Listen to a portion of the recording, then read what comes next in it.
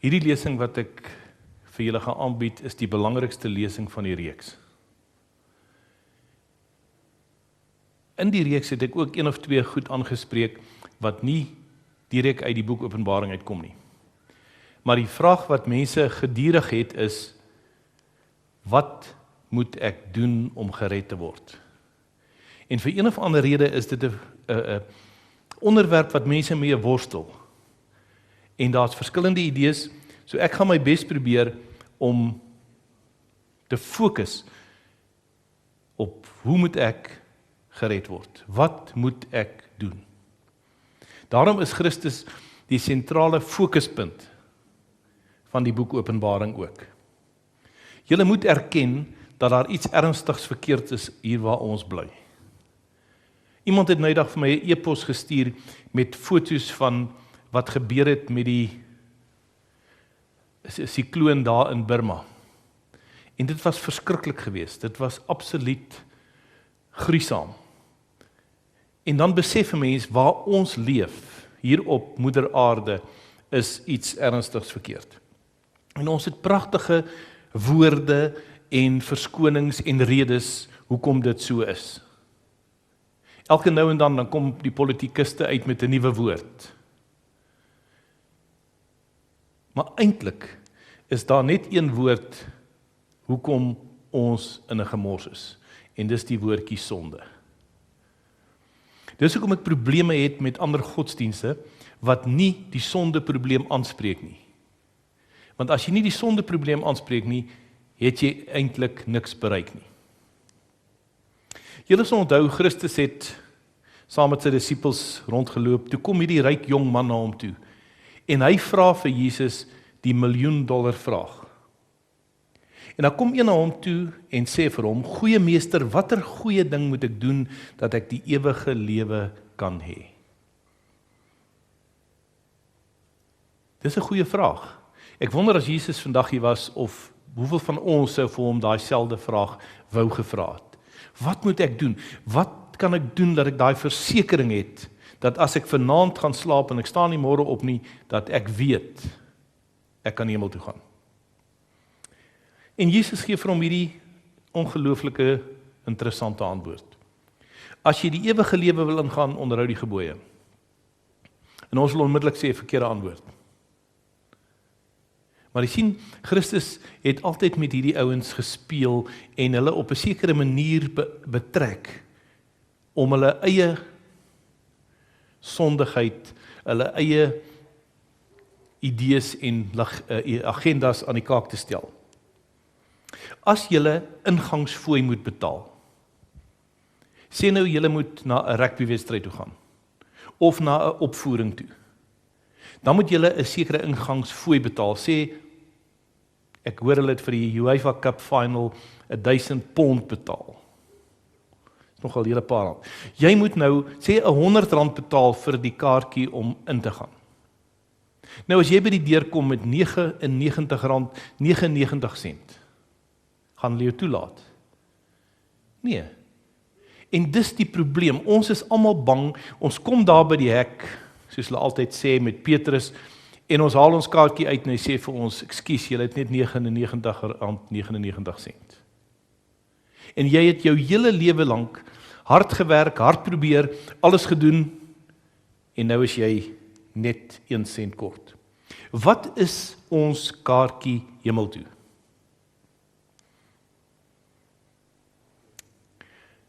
Jesus sê, jy moet wedergebore word. Onthou toe Nikodemus in die aand by hom kom, allerhande stories, toe sê Jesus vir hom hierdie woorde.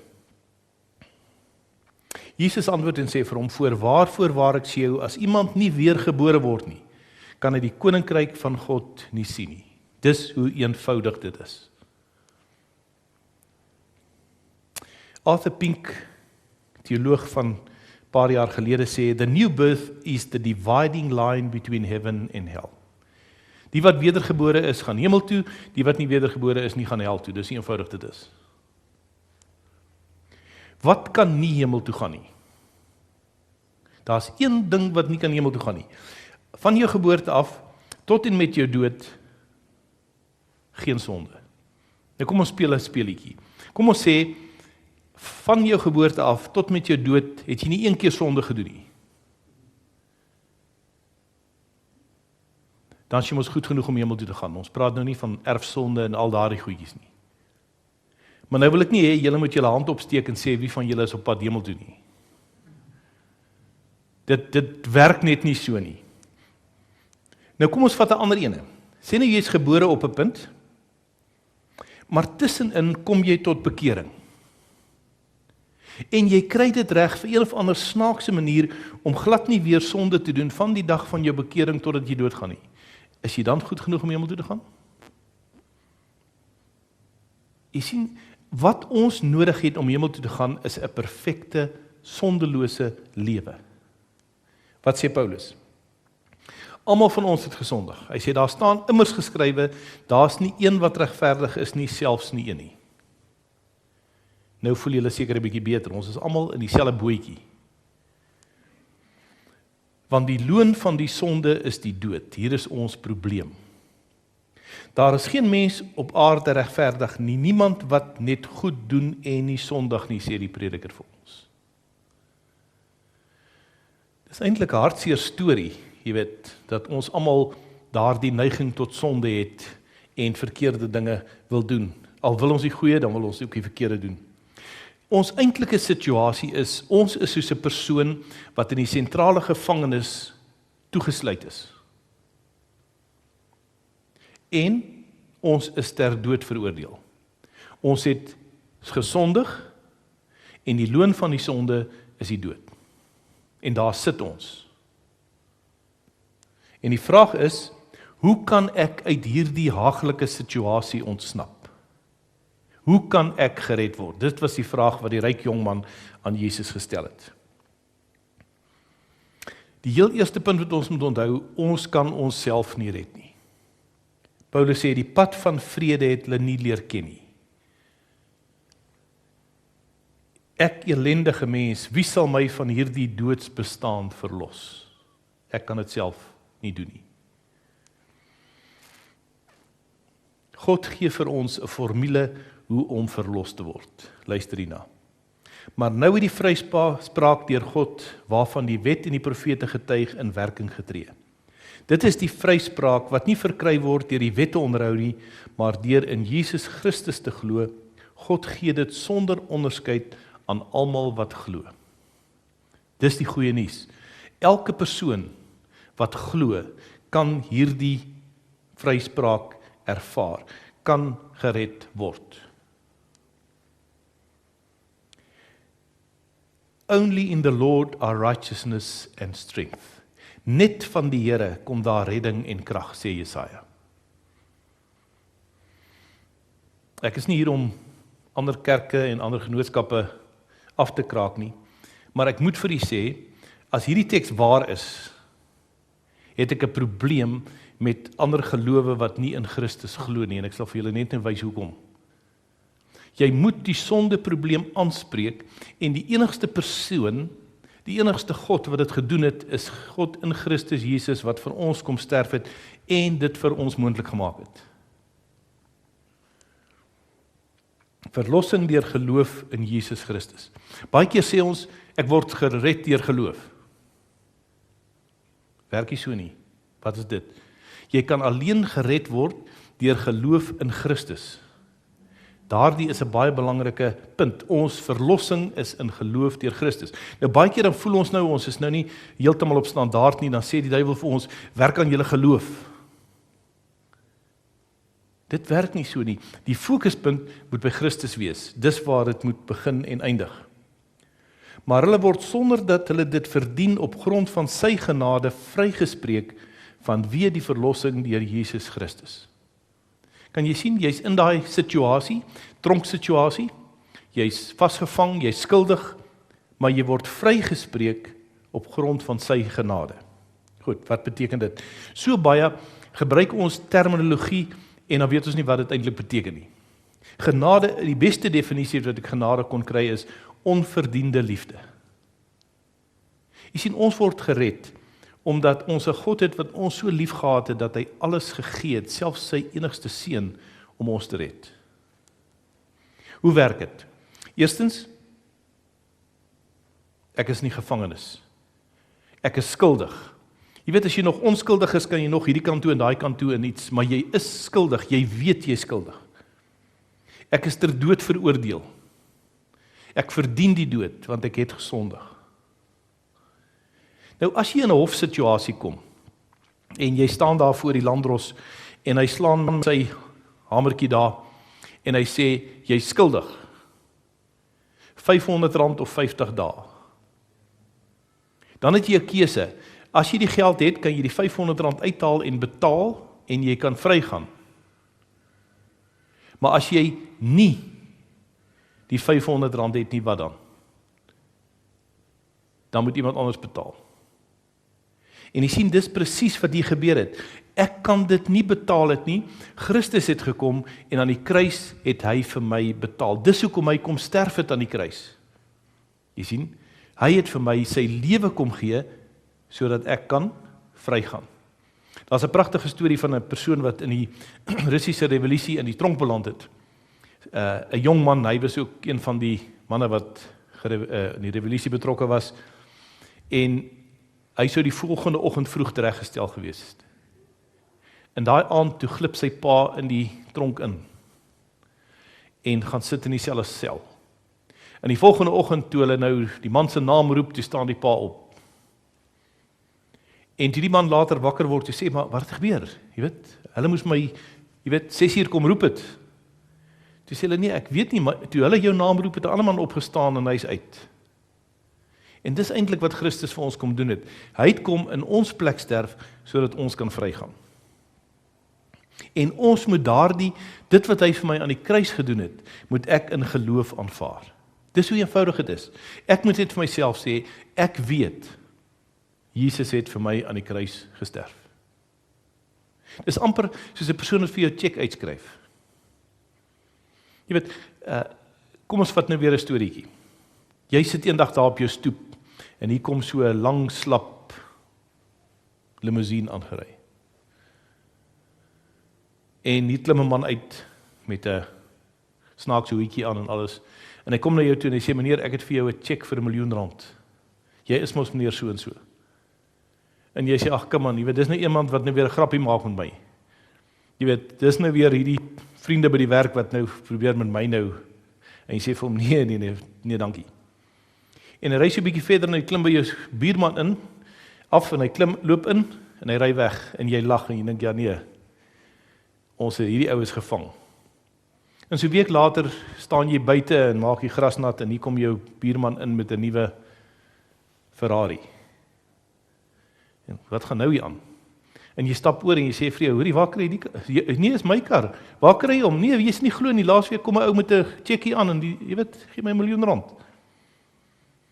Dis hoe eenvoudig dit is wanneer die Here na ons toe kom en vir ons verlossing aanbied. Al wat jy moet doen, jy moet die cheque gaan klein maak. Jy moet weet dat die persoon wat die cheque geteken het die geld in die bank. Jy sien, hierdie doodsvonnis wat oor ons hang moet verwyder word. Because we were sinners, we deserved to die under the righteous anger of God. But God sent His only Son, and in sending Him came Himself to die that death, and bear that wrath instead of us. Sien, hy het die dood gesterf, hy het God se oordeele op hom geneem. It was an act of sheer, pure, unmerited love. Wow. Jy gee hom jou lewe van sonde, en hy gee jou sy lewe van geregtigheid. Wat 'n ongelooflike ja. Goed. Maar wat gee ons as ons alles gee? Die Here sê, julle moet my alles gee. Net 'n sondebesoedelde hart vir Jesus om deur sy eie bloed te reinig en deur sy grenslose liefde te red. En nogtans dink die mens dat dit swaar is om alles prys te gee. Ek skaam my om dit te hoor en ek is skaam om dit neer te skryf. Wat gee jy eintlik op? Of wat gee jy vir Jesus wanneer hy vir jou verlossing aanbied? Eintlik niks. Wat jy gee is eintlik, soos hy daar sê, 'n besoedelde hart. Kom ek sê vir julle, jy het net 3 boeke nodig om die verlossingsplan ordentlik te verstaan. Hierdie enetjie is 1, Skrede na Christus. Dan is dit die een van John Stott, The Cross of Christ. En ek het 'n ander boekie wat ek dink uitdruk het is If it's so easy, why is it so hard? Pragtige boekie wat deur 'n dame geskryf is. But they had repented, they had accepted the righteousness of Christ, they were therefore standing before God clothed with the garments of Christ's righteousness. Every sin of which they have been guilty was forgiven, and they stood before God as chosen and true, as innocent, as perfect, as though they have never sinned. Wow. Kan jy glo? Ons kan voor God gaan staan nadat ons vergifnis ontvang het, en hy kyk na ons asof ons nooit gesondig het nie. Dit moet goed voel. Dit moet goed voel. Hebreërs sê aan hulle sondes en hulle oortredings sal ek nooit meer dink nie. Ek was een keer in 'n kerksituasie gewees. Toe sê die jong mense vir my, daai oom is 'n diepsee duiker. Sê ek, wat bedoel julle? Hulle sê nee, die Bybel sê, hy vat jou sonde en gooi dit in die see en hy gaan duik dit altyd uit. Pragtig, nee. Die Here sê, ek gaan nie weer aan julle sondes dink nie. Dis verby. En as die Here julle sondes vergewe het, moet julle dit ook vergeet. Jy's 'n nuwe mens. Luister na hierdie ene. The robe of Christ's righteousness, perfection of character through justification, is granted to every sinner the moment he accepts Jesus as his Savior. Dit is so eenvoudig. Al wat jy moet doen, jy moet op jou knieë gaan en sê, Here, hier is ek. Hierdie ongelooflike sondaar wil jou kind wees. Dis al. So eenvoudig. Ek wil vir julle sê, hy is gretig om daardie oomblik jou te aanvaar. Maar as eintlik nog iets meer. Kom ons kyk. Hy het vir ons die prys betaal in die kruis, hy het vir ons die dood gesterf. Dit beteken ek kan nou uit die gevangenis uitkom. Want my prys is betaal. Dit wat hulle my opgelê het. Ek is vry. En dit behoort van ons gelukkige, opgewekte, liefdevolle mense te maak. Kom ek sê vir julle, as jy sê nou maar jy het nou iets verkeerd gedoen en jy's in die tronk. Nee, kom ons gebruik 'n ander voorbeeld. Jy gaan hospitaal toe. En die dokter sê vir jou, jong, ek het 'n voorgevoel, hier is iets ernstigs verkeerd. Jy het heel waarskynlik 'n kwaadaardige gewas in jou been en ons sal heel waarskynlik, ons gaan nou jou onder narkose sit, ons gaan 'n biopsie neem en ons gaan heel waarskynlik jou been moet afsit. En jy word wakker die volgende oggend of later die middag en jy weet, jy voel daai been so, is hy nog daar. En jy gooi die laken af en daar is jou been. Hoe voel jy? Wow. Dis ongelooflik. Ek kan loop, ek het nie Jesus kom en hy sê ek maak julle vry. Die doodsvonnis is weg. Dis wat ons bekering noem. En ek aanvaar dit deur geloof dat hy vir my daardie prys betaal het. Daar's 'n uitreiling tussen ons sondige lewens en Christus se sondelose lewe. Hier's daai boekie. Jesus must not only satisfy the demands of the broken law by dying in our place, paying the penalty of sin. Dis wat ons sover oor gepraat het. He must also live a life that would perfectly meet the demands of the law. He must live in our place. Kom ons gaan terug na daai storie toe van die sondelose lewe. Jy sien, ek moet ook 'n sondelose lewe hê. Ergens langs die pad moet ek 'n lewe kry wat sonde is, want sonde kan nie hemel toe gaan nie.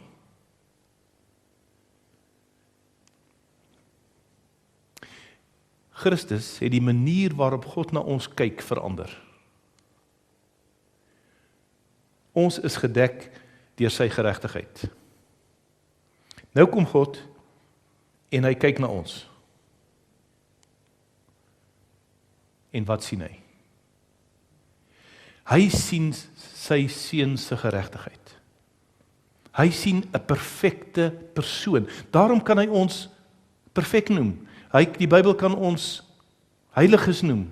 You saints, sê hy. Jy sien, as ons nou na hierdie ding kyk, dan verstaan ons hoekom die Here vir iemand soos Job kan sê, Job is regverdig. As ons mooi na Job kyk, was hy nie so wonderlik regverdig as wat ons dink nie. Maar die Here kan ons kyk na hom en sien sy geregtigheid. Christus het ons toegemaak met sy geregtigheid. Maar as julle na my kyk, dan sien julle my uit 'n ander perspektief. Dan sien julle ook 'n mens met swakhede, met foute, wat ook nog kan dinge verkeerd doen. Maar die belangrike punt is, en dit is waaroor ek so dankbaar is, ek word nie gered oor wat julle sien nie, en wat julle beoordeel nie, ek word gered oor wat God sien, en hoe hy my beoordeel. Dis hoekom my verlossing is waar? In Christus. Niks wat ek kan doen voor my verlossing of selfs na my verlossing kan bydra tot hierdie perfekte karakter wat Christus vir my as 'n geskenk gegee het nie. Dis hoekom hy vir ons sê, julle moet perfek wees. Perfek wees. Julle moet sondeloos wees. Sondeloos wees. Ons kan dit nie wees nie behalwe in Christus. The root and cause of our justification with God is not our obedience, but Christ's obedience. Only the covering which Christ himself has provided can make us meet to appear in God's presence. This covering, the robe of his righteousness. Jy sien, wanneer ek in sy teenwoordigheid gaan staan in die finale oordeel, kan ek net daar staan en dit oorleef en vrygeskeld word as ek gedek is deur sy geregtigheid. This robe, woven in the loom of heaven, has in it not one thread of human devising. Niks in hoofletters wat jy gedoen het of kan doen, kan enigiets bydra nie. Dis eintlik so logies. As die Here vir jou 'n perfekte geregtigheid gee, wat kan jy as sondige, onnoosle mens bydra? Het ons iets om op te roem? Paulus sê, het ons nou iets uit onsself om op te roem? Nee, dis uitgesluit. Hoe kan ek roem op enige iets as dit alles die Here se genade en liefde is? Daarom, soos daar geskrywe staan, die wat wil roem, moet in die Here roem. Eintlik moet ons die heeltyd uitgaan en die mense vertel van sy liefde en sy ongelooflike genade en wat dit vir my beteken het en wat dit vir my elke dag beteken om deur hom gered te wees. Nou kom ons by een van die dilemmas. In watste rol speel die wet, die 10 gebooie, in die hele proses van verlossing? Ons het altyd 2 uiterstes.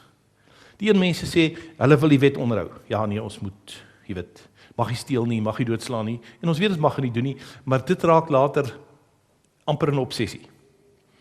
Aan die ander kant is daar mense wat sê, ek is nou gered, halleluja, nou hoef ek met die wet te onderhou nie. Albei van hulle is ewe gevaarlik en ewe verkeerd. Paulus sê, eintlik het ons in hierdie lesing eksegese gedoen van Romeine 3. Maak ons dan die wet tot niet deur die geloof, nadat Paulus amper oorboord gegaan het met ons word gered deur genade. Nee, stellig nie, inteendeel ons bevestig die wet. Nou, hoe werk dit? Baie eenvoudig.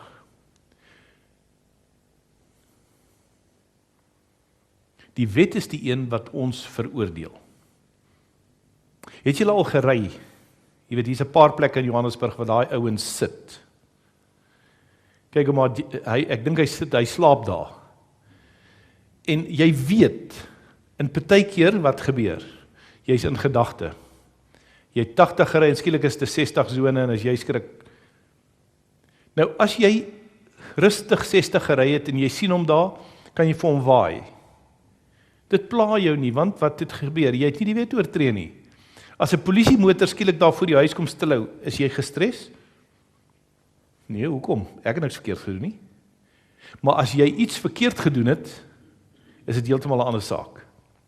So, die wet is die een wat ons veroordeel en ons eintlik agter tralies sit. Jy het gesteel, jy het Punt nommer 1. Hy sê die loon van die sonde is die dood. So die wet sê vir ons wat sonde is, en die loon van die sonde is die dood. So daar sit ons. Nou, die belangrike punt is, die wet kan ons nie red nie.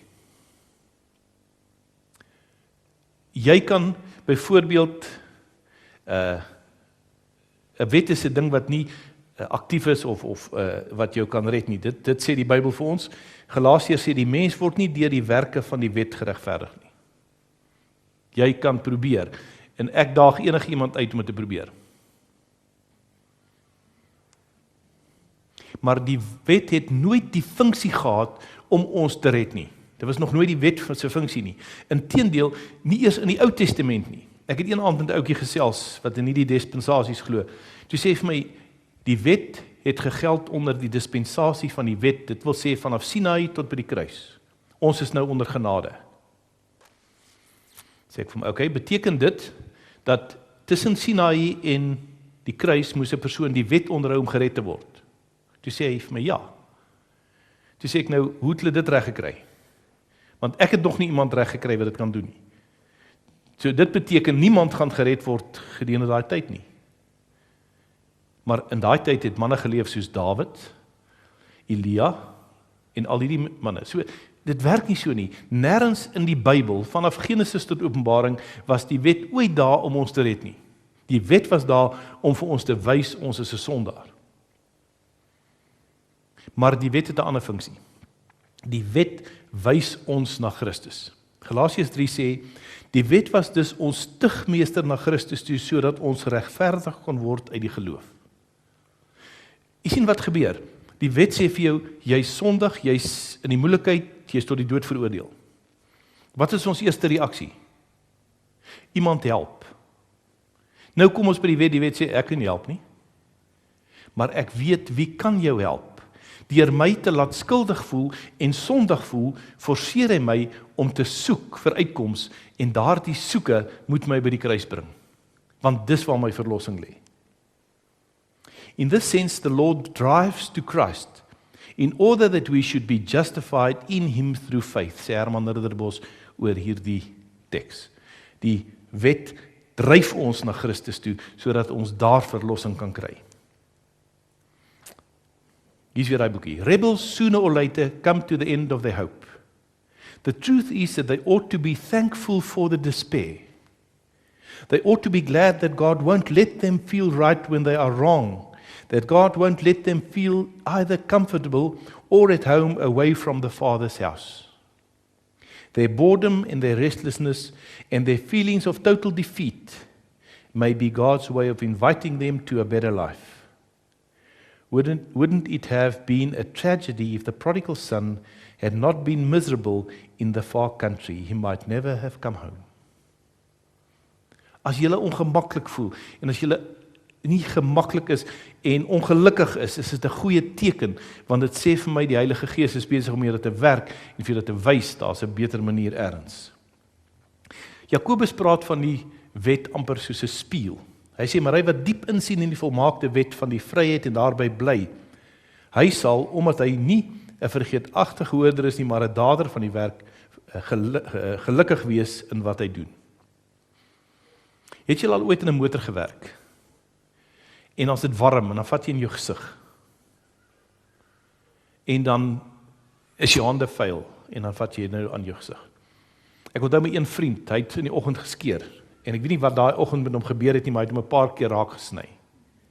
Nou wat gedoen 'n mens gewoonlik as jy jou raak sny? Manspoor te weet. Jy sit stukkies toiletpapier op, né? En hy het dit opgesit, en toe het hy gaan kuier, en oral gaan besoek. En toe hy die aand by die huis kom, en hy kyk in die spieël, toe kom hy agter die hele dag met die toiletpapier rondgeloop. Niemand het vir hom gesê nie.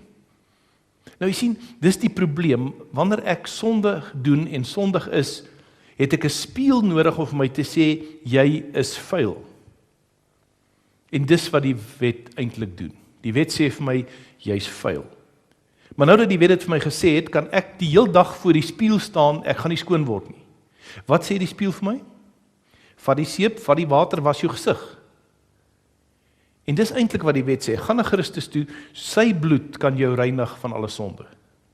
En as jy dan weer voor die wet gaan staan, dan sê hy vir jou, daar is nou geen veroordeling vir die wat in Christus Jesus is nie. Dan word die wet 'n lewensreël. Jy sien, kom ek nou iets hierso. Mense dink jy kan die wet onderhou. As ek nou vir julle vra wie het al doodgeslaan, is ek seker bitter min, of indien enige iemand gaan sy hand opsteek. Van die ander is dit nou bietjie moeiliker. Maar dit gaan nie oor, het ek iemand doodgeslaan nie. Christus het in die bergrede vir ons dit baie oopgemaak en gesê, as jy net kwaad word vir jou vriend, is jy al klaar in die moeilikheid. Nou baie van ons dink, ons kan die wet onderhou tot 'n sekere mate, maar die wet gaan baie dieper. Die wet sê vir my, jy mag nie doodslaan nie. Wat sê Christus vir my? Jy moet jou vyande lief hê. Oeps, dis daarom 'n redelike groot verskil. Die eerste ene nie te moeilik nie, die tweede ene eintlik onmoontlik amper. Die Here sê, jy mag nie steel nie. Die wet sê, jy mag nie steel nie. Die Here sê vir my, as iemand by jou kom klop en hy het hulp nodig, moet jy van jou goed vat en vir hom gee. Kan julle sien wat gebeur? As 'n mens oppervlakkig na die wet kyk, dan word dit 'n paar reëls. Maar eintlik word dit 'n lewenswyse waarvolgens jy moet leef. Regverdiging beteken om in die regte verhouding tot God te kom, professor Kienig. Maar dit is nie die einde nie, dit is die begin van 'n nuwe lewenswyse. Die gelowige moet regverdig lewe en aan die wêreld 'n voorbeeld gee van die soort samelewing wat God op die nuwe aarde tot stand wil bring. Ons moet nou so lewe dat die mense sê, "Wow, wat het julle?" Ons wil dit ook hê. Juis in die tweede deel van elke brief van Paulus speel die 10 gebooie dan 'n prominente rol. Dit is die rigsnoer vir Christene se konkrete lewe. Nou moet ek, nadat ek by die wet vir my gewys het wat sonde is, en ek het dit reggemaak, nou begin die wet vir my 'n lewensreël word waarvolgens ek moet lewe. Nou gaan ek nie steel nie, ek gaan nie egbreek pleeg nie, ek gaan nie dit doen nie, ek gaan volgens dit leef. Kom ons kyk na hoe die hele ding in mekaar pas. Die openbaring van God se karakter wat liefde is, vind by die kruis plaas. Christus gee vir ons daai, eintlik kom demonstreer hy vir ons wat liefde werklik is. Wanneer ons daai karakter van God ervaar, sien ons onsself in kontras met wat ons is. Ons sien ons eintlik vir wat ons is. Dit beteken, ons roep om hulp. Ek is in die moeilikheid. Ek word geregverdig deur Christus, en nou kom daai woordjie heiligmaking. Heiligmaking beteken elke dag moet ek 'n bietjie meer soos Jesus word. En party mense dink ek moet dit nou doen want dit tel vir my verlossing. Nee, ek is klaar verlos. Hoekom heiligmaking? Eenvoudig. Want ek het 'n doel. Ek moet hierdie wonderlike boodskap aan ander mense gaan uitdra. En om dit suksesvol te doen, is dit baie makliker as ek meer en meer soos Jesus is. As hulle kan sien in my lewe wat dit vir my beteken is. Om suksesvol te wees, moet ons dus weer eens in ons eie lewens die karakter van Christus openbaar. Hier is John Stott. Sin and death are inseparable. But whereas usually the one who sins and the one who dies are the same person, on this occasion they were not, since it was we who sinned, but he who died for our sins. This love is holy love, inflicting the penalty for sin by bearing it. For the sinless one is to be made sin, for the immortal one to die. We have no means of imagining the terror or the pain involved in such experience. Ons verlossing het beteken dat die onsterflike God mens moes word sodat hy kon sterf. Kom ek illustreer dit vir julle. Hier staan die ouetjie, hy moet by die kruis kom. Hoe gaan hy dit doen? Kom ons maak dit vir hom maklik. Ons bou vir hom gou 'n kabelspoortjie. Hy klim in die kabelspoortjie, hy staan daar en woord soos hy bo. Dit noem ek verlossing deur geloof. Die spoor is daar, ons kan net opgaan. Dis 'n geskenk, dis gratis, dit kos jou niks. Dan het ons verlossing deur werke. Hier kom die ouetjie met sy sak en hy moet teen die berg uit. En dit is 'n ewige frustrasie. Het julle al lyste gemaak? Ek moet dit ophou doen, ek moet dit ophou doen, ek moet dit ophou doen. Dit werk nie. Deur genade of deur werke. I see some people, Philip Yancey, nog 'n ongelooflike skrywer. I see some people made incomparable better by their faith. And some made measurably worse. Het julle agterkom? Jy het pragtige Christene en dan jy soek 'n snaakse ouens. In my own experience, those who strive the hardest and believe the most fervently are sometimes the least attractive person.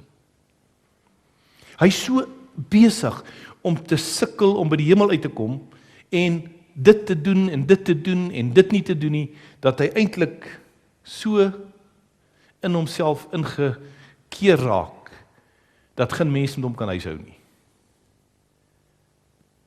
Hoe moet ons wees? Geseënd is hulle wie se sonde vergewe is. Weet jy wat is pragtig? Om te weet, my sonde is vergewe.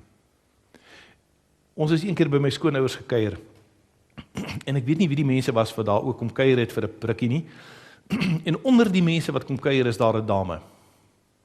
Maar toe sy instap, toe sien ek sy is geknoop, soos jy nie kan glo nie. En in die gesprek, toe kom ek agter, sy het haar man doodgeskiet. Heel waarskynlik het hy haar aangerand oor 'n lang tydperk, en op 'n dag kon sy dit nie vat nie en sy het hom geskiet. Toe gaan die saak hof toe. En die hof sê, mevrou, jy is onskuldig. En toe klik iets by my. Hierdie vrou voel skuldig oor wat sy gedoen het. Weet jy, as daai hofvraag gesê het, mevrou, jy is skuldig, jy sit 'n week in die tronk, sou sy tevrede gewees het, ek het betaal vir my sonde, of vir my oortreding. Maar hier sit sy met daai skuldgevoel, sy sit met al daai pyn, en hulle sê van nie, wat jy kan by huis toe gaan. Die pragtige ding is, geseënd is hulle wie se sonde vergewe is. Julle moet ook onthou, die Here het ook julle sonde vergewe. Daar is dan nou geen veroordeling vir die wat in Christus Jesus is nie. Luister wat sê die psalmdigter. My hart is gerus, o God, my hart is gerus. Ek wil sing en psalms sing. Is dit nie? Dis hoe die Christen moet wees. Hy moet gerus wees. Ons moet vanaand lekker kan gaan slaap, want ons weet, ons sonde is vergewe. Die geheim van 'n oorwinnende lewe, hierdie teksie moet julle onthou.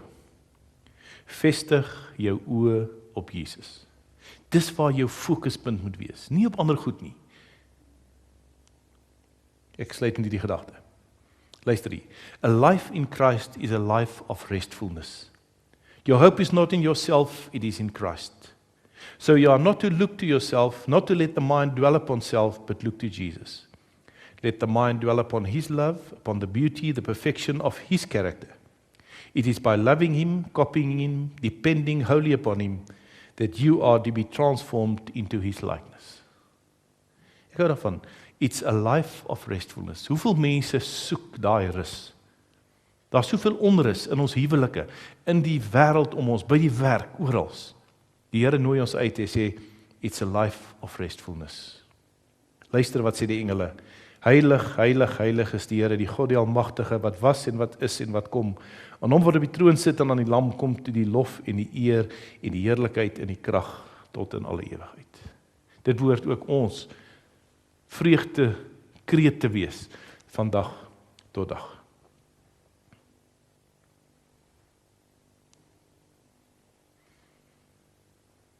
as julle nog nie hierdie versekering het nie, dis so maklik. Gaan dit op julle knieë en sê, Here, hier is ek. En in geloof sal hy julle vat en julle in sy arms toevou. Kom ons bid. Vader in die hemel, ons sê vir U baie dankie dat U vir ons kom sterf het. Here, dat U vir ons die prys betaal het, dat ons kan wegloop en dat U na ons kyk asof ons nooit gesondig het nie. Dankie dat U dit vir ons moontlik gemaak het om weer eens seuns en dogters van U koninkryk te wees. Here, ons wil vra dat U vir ons sal aanneem soos ons is, sodat ons gereed kan wees wanneer U kom op die wolke van die hemel. Amen.